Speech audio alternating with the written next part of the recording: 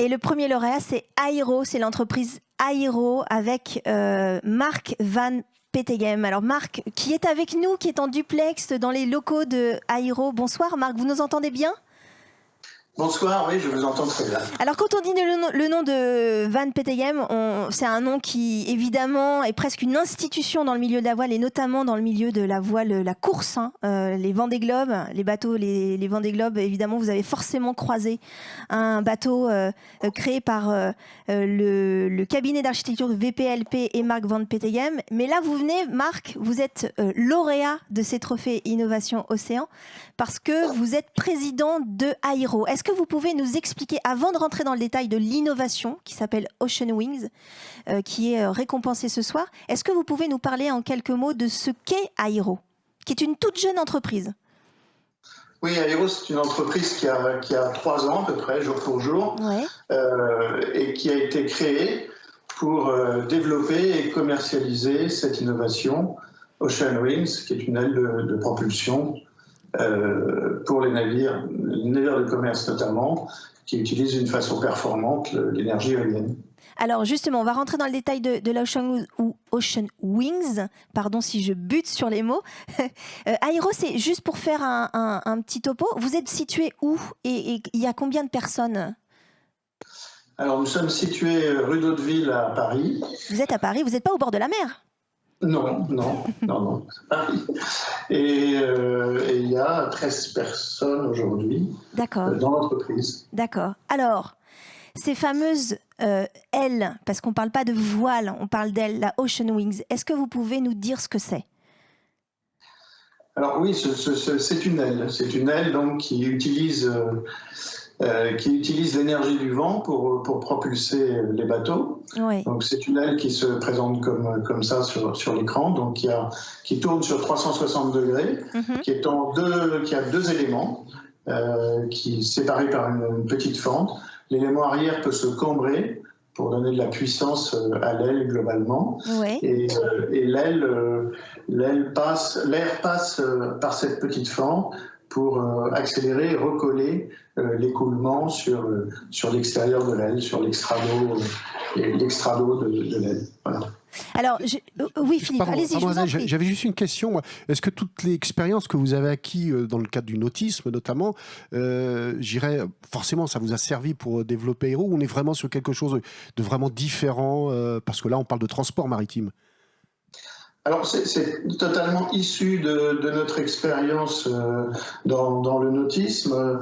En 2010, on a dessiné donc le bateau Oracle qui a gagné la 33e Coupe de l'America et qui avait cette aile de 68 mètres de haut, 68 mètres d'envergure sur le pont. Et à cette époque-là, on se posait déjà la question de ce que l'on pouvait amener pour essayer de décarboner le transport maritime. On a cette fibre développement durable assez solidement ancrée chez nous. Et on s'est demandé comment est-ce qu'on pouvait adapter cette aile aux contraintes aux contraintes très particulières du transport maritime. Alors, je vais vous poser une question de béotien. Pardon Marc, vous pourrez rentrer dans le détail après dans la deuxième partie avec les personnes qui discuteront directement avec vous. En quoi cette innovation elle est innovante et à quoi elle sert exactement ? On a parlé de décarbonisation, c'est ça, le côté décarboné. Est-ce que vous pouvez nous en dire un petit peu plus ? Oui, c'est-à-dire que le vent et les marins, c'est une très très vieille histoire, qui doit certainement plus de 5000 ans.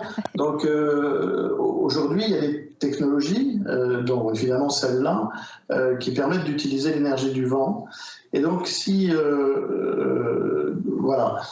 on utilise l'énergie du vent, on peut hybrider la propulsion des navires. Alors on peut aller jusqu'à ne les propulser qu'avec le vent, mais les contraintes du transport maritime étant telles, notamment celle d'arriver à l'heure, on a plus envisagé les choses comme une hybridation. D'accord. C'est-à-dire on assiste le moteur principal du bateau. D'accord. Une question sur les ailes, elles sont adaptables à tout type de bateau ou elles sont potentiellement adaptables sur tout type de bateau? Je suppose qu'il y a des ailes de différentes tailles. Alors, pour l'instant, on a étudié et on développe une aile de 363 mètres carrés, donc qui fait 33 mètres par 11 à peu près. Ouais. Et cette aile, il y a évidemment des bateaux sur lesquels c'est plus facile Par exemple de les installer. Par exemple, les ro-ro, et puis tankers, vraquiers, etc. C'est moins facile sur un porte-container, mais on y travaille aussi. Hein. Donc, a priori, on ne voit pas d'obstacle majeur à ce que ça puisse s'adapter à tous les types de bateaux avec plus ou moins de facilité. Je reprends sur la notion environnementale, Marc, on en a parlé dans l'introduction, notamment avec Bruno Pin. Est-ce que vous pensez, vous, aujourd'hui, je sais que vous avez une conscience environnementale qui est là depuis très longtemps, mais est-ce que vous pensez aujourd'hui qu'il y a eu une prise de conscience et surtout qu'une entreprise, n'importe quelle entreprise, ne peut plus faire sans se poser la question environnementale? Je suis intimement convaincu que c'est une nécessité et que, vous savez, on a beaucoup réfléchi à les mécanismes du changement. En fait, on change sous la contrainte ou on change parce qu'on y voit un intérêt.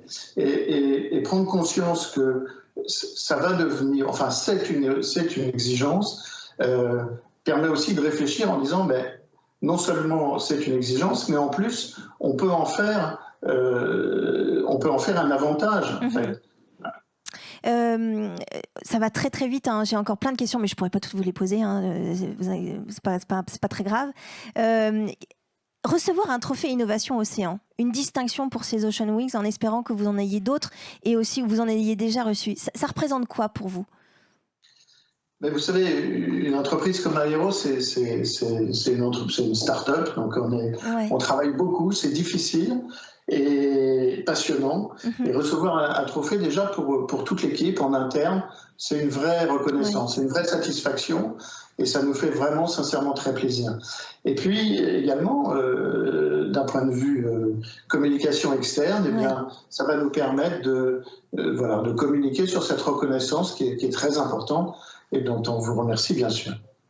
J'avais une question concernant, parce que comme on le disait tout à l'heure, on a un critère économique aussi dans les trophées à aujourd'hui Aero, et je pense que je peux en parler librement parce que c'est paru largement dans la presse, au-delà de l'innovation, au-delà de l'idée, il y a d'ores et déjà des premières concrétisations commerciale, et si je crois bien reconnaître derrière le bateau qui est derrière vous, ça doit être le canopé, je suppose. Je crois qu'on vous pouvez nous en dire deux mots? Très vite, Marc. Oui, tout à fait. Tout en développant en fait l'aile de propulsion. On a participé au concours. Enfin, on a souhaité développer un bateau qui s'adapterait tout à fait au transport des éléments de la fusée Ariane.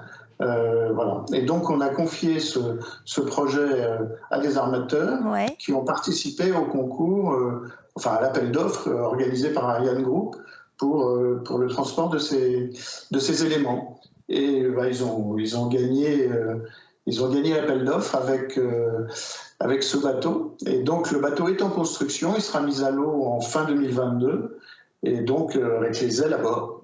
Très bien. Merci Marc, merci d'avoir pris un petit peu de temps pour nous parler. Vous restez avec nous parce que vous allez ensuite discuter avec ceux qui seront directement concernés, qui veulent avoir plus de précisions sur ces Ocean Wings. En tout cas, bravo pour ce trophée. Et puis, bon vent à Aero, hein, on va dire. Merci Marc, à bientôt. Merci beaucoup. Merci beaucoup.